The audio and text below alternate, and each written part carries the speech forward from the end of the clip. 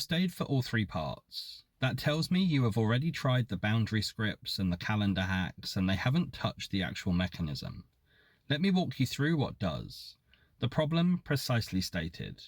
Your calendar is full of commitments you agreed to before deciding you wanted them. This shows up everywhere. The favor you said yes to before thinking it through. The invitation you accepted out of guilt rather than desire. The responsibility you absorbed because it was easier to take it on than to watch somebody else be disappointed in you. Individually, none of these look like a problem. Collectively, they mean your time is being directed by other people's requests rather than your own priorities. This is not a failure of discipline. It is not a character flaw. It is a subconscious program running underneath every one of these small decisions. Why boundary scripts have not been enough. You may have already learned the language of boundaries. You can recite the polite decline. You understand intellectually that you are allowed to say no. And the moment an actual request arrives, a text, a favor, a look of disappointment, the automatic yes fires anyway, faster than the conscious boundary can intervene.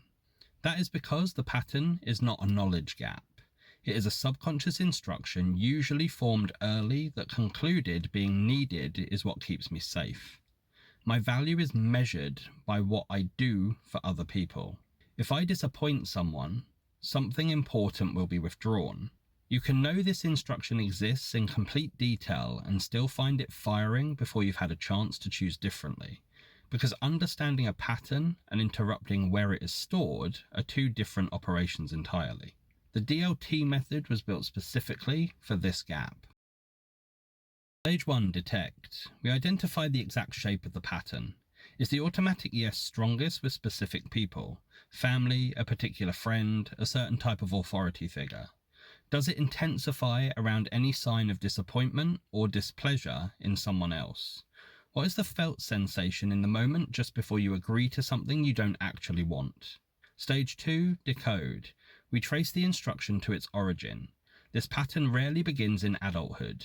It typically begins in an environment where being agreeable, being helpful, or being no trouble was the most reliable way to secure approval or avoid conflict.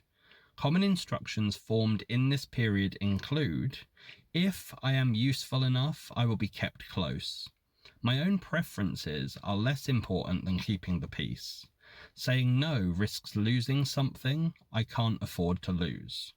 These conclusions were accurate readings of that original environment. The subconscious kept running them long after that environment changed, because nothing told it the original conditions no longer applied. Stage 3, dissolve. This is where the work departs from boundary setting entirely. We do not practice better scripts for saying no. We access the original instruction directly at the level where it is stored and update it there, rather than trying to override an automatic yes in real time with willpower or rehearsed language. When this is complete, the emotional dimension is no longer generating the fear that made disagreement feel dangerous. The social dimension is no longer requiring you to occupy the role of the reliably accommodating one in every relationship by default. Stage 4, design. With the old instruction no longer running, there is space to build a genuinely different relationship with requests. One where a yes is a considered decision rather than an automatic reflex. What would your actual priorities look like on a calendar that reflected your own choices rather than everyone else's requests? Stage 5, deploy. This new instruction meets real requests. The favor, the invitation, the last-minute ask that would previously have triggered an automatic agreement. This is where the shift becomes lived. The pause before responding is no longer a battle against the instinct to please. It is simply how you now decide. What this makes available. This is not about becoming less generous, less helpful, or less available to the people who matter to you. It is about those things becoming genuine choices rather than compulsions driven by an old fear of what happens if you don't. Most people who complete this work find their calendar changes shape, not because they became ruthless about their time, but because the requests they now say yes to are the ones they actually want, and the ones they decline no longer cost them anything internally. You are the architect of your own time.